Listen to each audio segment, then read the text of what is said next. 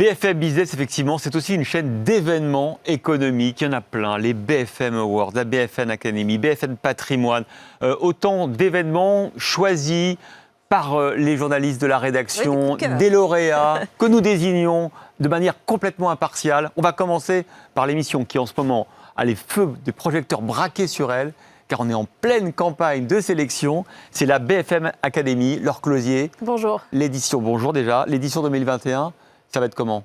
Ah bah ça va être dingue, vous imaginez. Non mais la BFM Academy, vous dites c'est un événement, d'accord, mais c'est une émission qui devrait être remboursée par la sécurité sociale. Parce que vous imaginez quand même des entrepreneurs. Alors vous disiez tout à l'heure avec François Sorel, on a des jeunes. Moi j'ai pas que des jeunes, j'ai des jeunes et des beaucoup moins jeunes qui concourent à un concours de start-up, qui se présentent, qui font des castings, qui font des dossiers, qui quittent des jobs où ils étaient bien payés pour monter leur boîte et ils viennent sur BFM Business en prendre pas plein la figure, mais on les triture, on les challenge, on leur dit la com ça va pas, le positionnement business ça va pas, faut revoir et ceci et cela.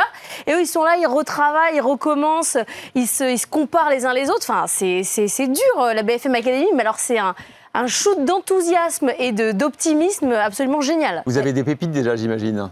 Oui, alors j'ai quelques pépites assez sympas dans ma sélection. J'ai un purificateur d'eau, c'est Fonto di Vivo. Alors là, vous avez une espèce de grande Brita, comme ça, et vous pouvez fabriquer juste avec cette espèce de grande cafetière 2 litres d'eau par heure. Pour une famille. Donc en fait, vous pouvez être tranquille, autonome.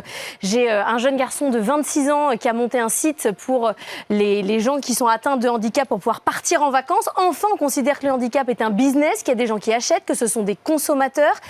J'ai une jeune ingénieure qui a monté un logiciel qui permet de gérer toutes les machines, même les plus vieilles. C'est de la maintenance prédictive. Donc j'ai vraiment de quoi faire. La finale, on a une date déjà ? Le 5 juillet, là, c'est vous qui votez. Ils croient en eux, moi aussi je crois en eux, mais vous, est-ce que vous croyez en eux ? La BFM Academy, donc, mais Raphaël Porte, il n'y a pas que ça dans ces événements. Il y a les BFM Awards, par exemple, mais pas seulement. Au mois de novembre, par exemple. Alors, effectivement, il y a la BFM Academy, on est en plein dedans, et puis on va continuer. On continue sur les événements, on a les Tech for Good Awards qui arrivent en octobre, première cérémonie qui récompense les startups françaises. On a encore les Grands Prix de l'accélération digitale après. On a les BFM Awards, bien entendu, sur le mois de novembre. Donc là, on va aussi en avoir plein les yeux. On a les BFM Patrimoine. On parlait de la licence tout à l'heure, mais effectivement, c'est aussi un événement qu'on continue. Impact PME aussi.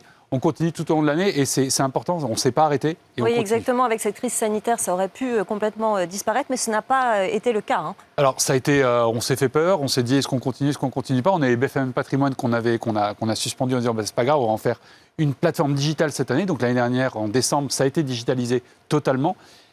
Et ça repart de façon présentielle et digitale la prochaine fois. Les BFM Awards, on l'a fait. On s'est dit, qu'est-ce qu'on fait ? Est-ce qu'on continue ? Est-ce qu'on arrête ? On a continué. On l'a mis cette fois en prime time sur une chaîne de TNT, ce qui n'existait pas jusqu'à présent, ce qui nous a permis de générer plus d'audience. Et c'est un petit peu la façon dont on a tout réinventé, en se disant, on a une plateforme maintenant, donc en fonction de ce qui va se passer, on va amplifier à un endroit, à un autre, et on continue de nous suivre tout du long. Donc la crise a eu un impact, mais pour nous, ça nous a permis de faire renaître et revivre tous les événements.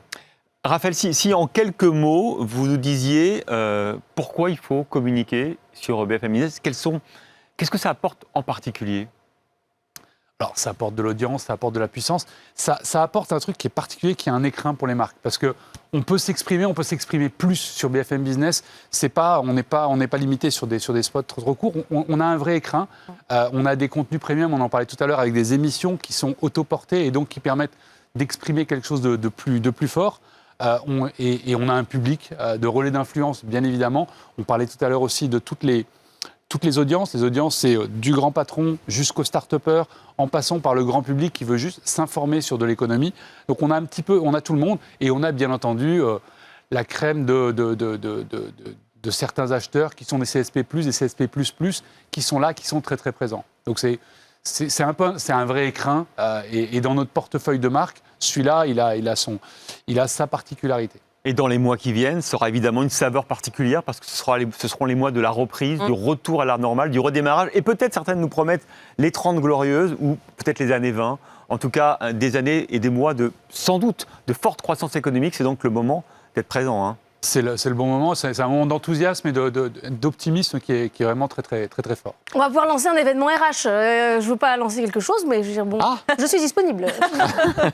Je le note, aucun problème. Merci Laure Closier, merci beaucoup Raphaël Porte d'avoir participé avec nous à ce talk digital La France qui repart, Christophe. La France qui repart tout de suite à l'antenne de BFS Business, en radio, sur le câble, sur la TNT, où vous voulez, et sur le digital, on est là, à bientôt.